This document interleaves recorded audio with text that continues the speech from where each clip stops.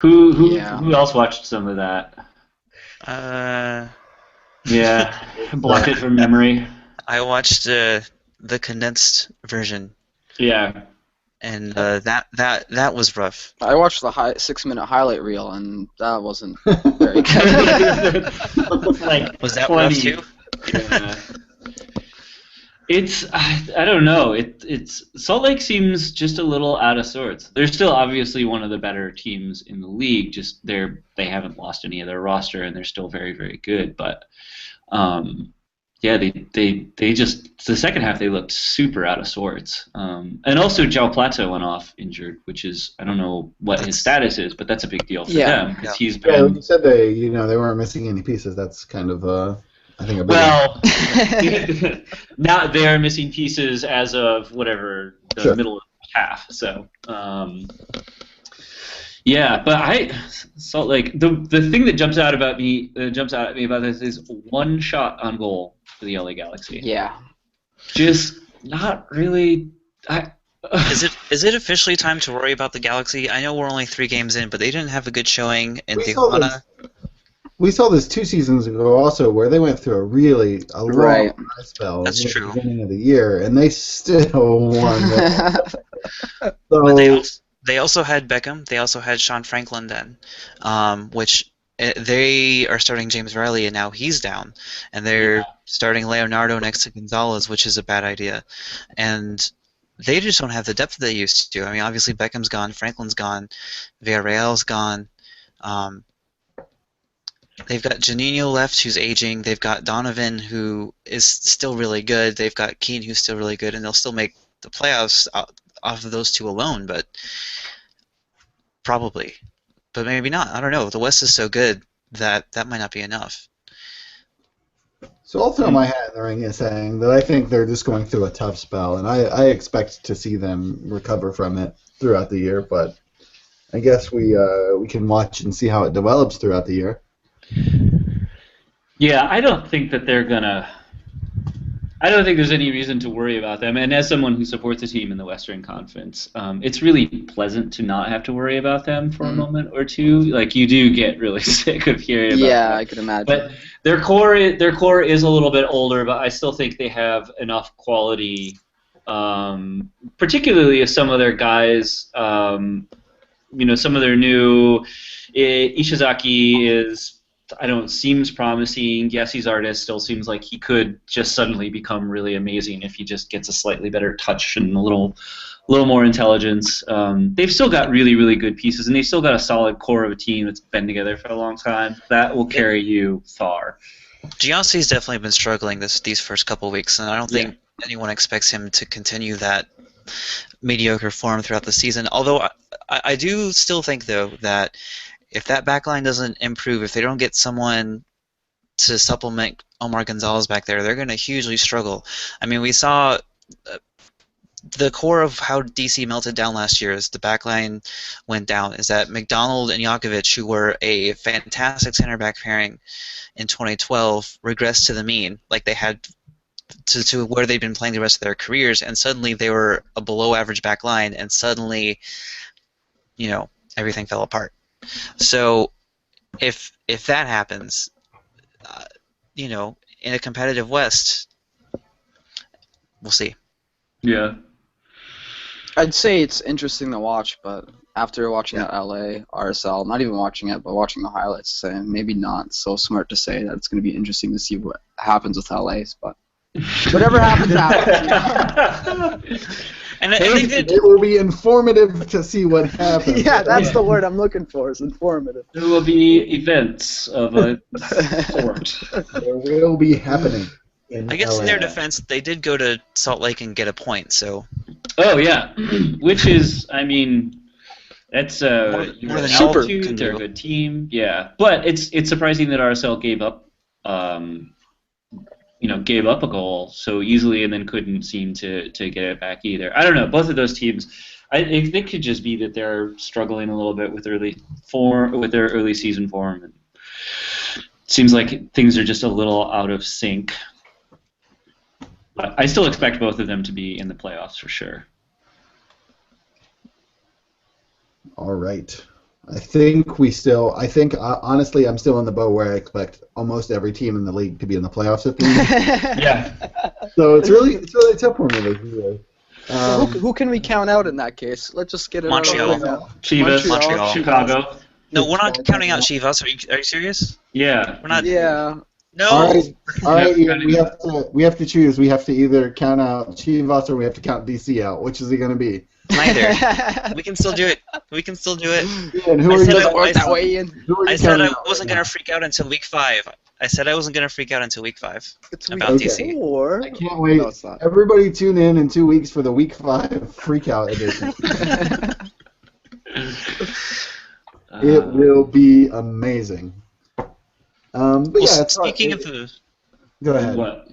I was gonna say, speaking of the playoffs and later stages, I think Columbus could make it to the MLS Cup and play.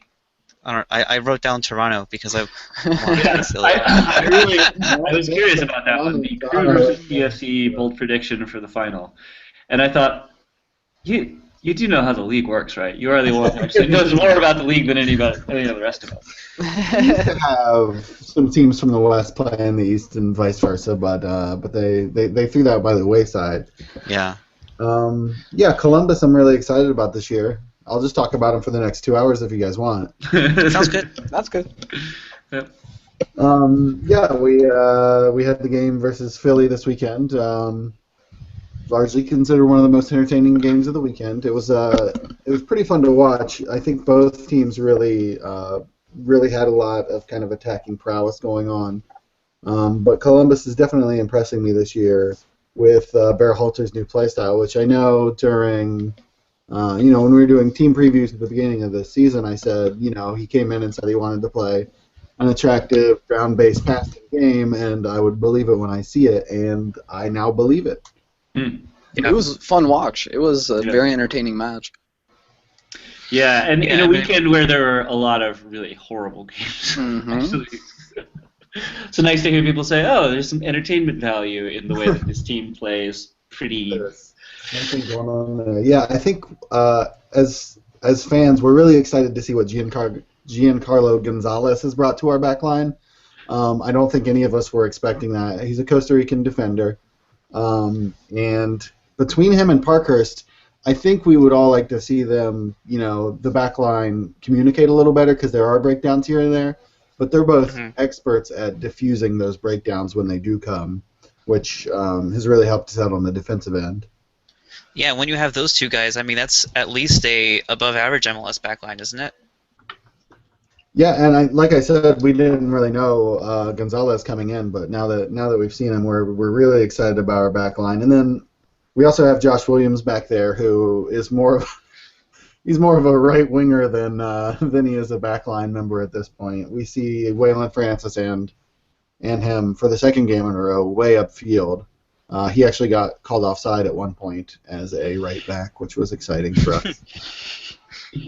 So yeah, it's really coming together so far, and I think that the next 2 weeks will really, we go into Seattle and then we play Toronto at home. I think if we were to make it through those 2 weeks, then with even a win and a draw, I would be ecstatic about the prospects for the season. Yeah, and I will say, Chris, this wasn't part of the bold predictions segment, but maybe it should have been. You definitely called Columbus-Philly being an entertaining, exciting game because you'd seen Philly, and I'd seen Philly, and I was like, yeah, Philly's going to be pretty good. And, Columbus, and they looked kind of pretty against us. I know that it was against us, but still. And you were right. I know. I'm so good at everything.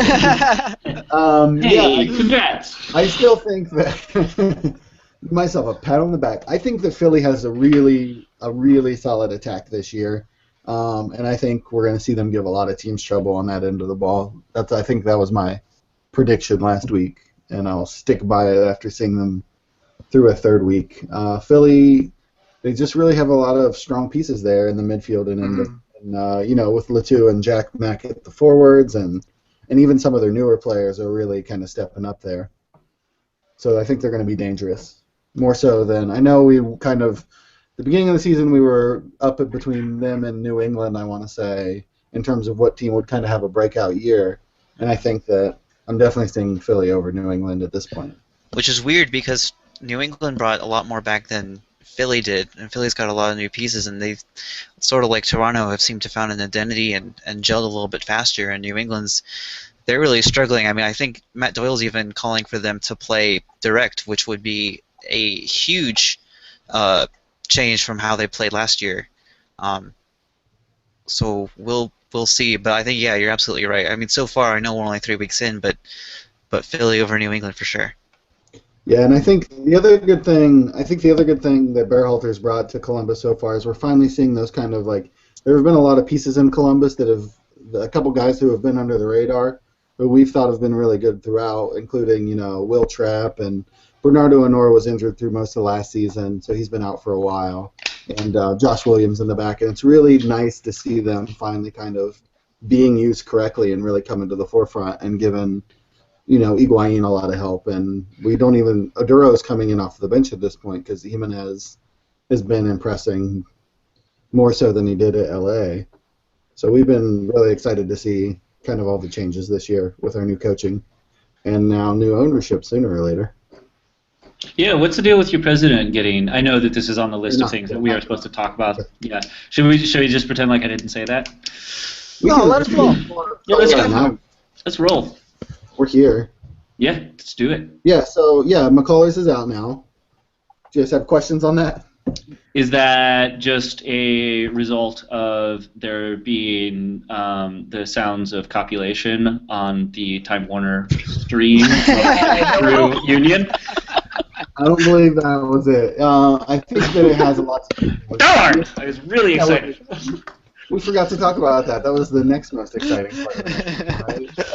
You know what? Your team, I have to say, Dallas Chivas had some stuff going for it as well. But like both with the game being good and the telecast being interesting, like definitely the most exciting game. Yeah. But I usually, whenever I go to the home game, I'll try to watch, the stream of the game afterwards, and I couldn't get it for like 3 days because they were too busy editing everything out. That's hilarious.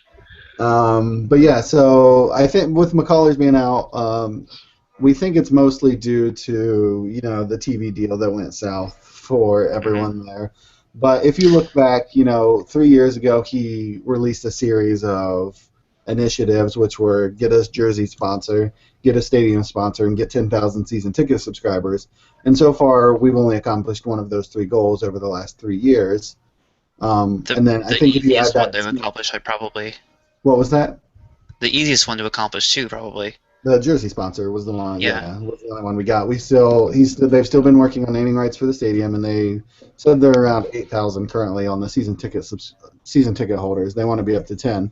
So even the things kind of that he promised he would do to get the team where it needed to be didn't get done, and that was before we had the new ownership, who I think McCullers was really the only major piece that was kept in place from previously, from the year before. So I think none of us were really surprised to see it happen. Some people were, happy that it happened. Some people were, cautiously optimistic. But yeah, no one was really surprised when the announcement was made. Are you happy? Am I happy? I will. I'll let you know when I see who the replacement's going to be. Okay. Currently, our new owner Precourt is taking over the decision making, and McCullers is supposed to be there through the end of April to help with any transitional, anything they need to do transitionally. But I'll reserve judgment. Just like I think we were all happy with the coaching change before a new coach was announced because we knew there were a couple good prospects out there. But with a president of the organization, I think it's a little tougher to speculate who's being looked at, etc. So I think we'll hold off on judging until we see who the replacement's going to be. Oh, I have sort of an interesting question. Is McCullers semi-responsible for shuffling his feet, not getting rid of Varcija earlier, and thus not having a shot at Porter? I think so. A lot of the fans thought so, but at this point, I'm happy with Bearhalter. So Right. I wouldn't wait until now to judge him for that. I would. That's a lot of the fans wanted him gone. When Precourt came in, a lot of the fans wanted both Warzia and McCullers out at the same time. So I think that was kind of part of the leftover, worry from old school Columbus versus the new Columbus kind of thing that they have going on. Right. New Columbus.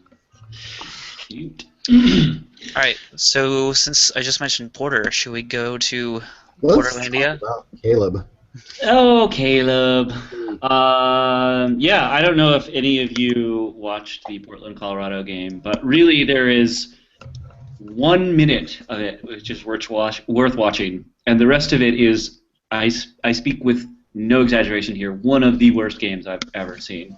I was embarrassed to be at my friend's house, and it was unfortunate that there was so much whiskey so close to me, because I ended the evening in a bar telling the bartender that I wanted him to make me a shot consisting of Fireball cinnamon whiskey and a chopped up hot dog out of a pickled hot dog. Yeah.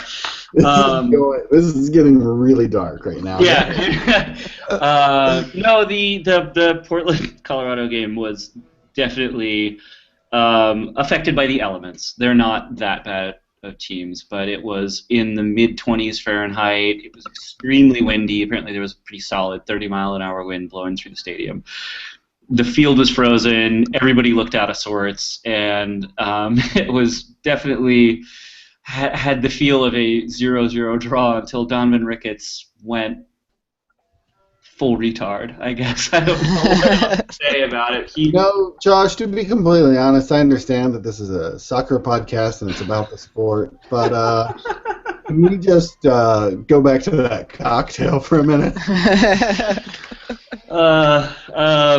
Yeah, so he had hot dogs they were pickled hot dogs. Oh, and I said, yeah, and I was like, hey, does anybody eat those? And he's like, no, nobody eats those. Oh my god. And I said, should I eat one? And he's like, well, it's pretty spicy. And I was like, oh, how about you just take it and cut it up a little and then put it in a shot of Fireball, and then my friend and I'll drink them. And the guy looked at me like he was really trying to decide whether he was going to kick me out of the bar or make me.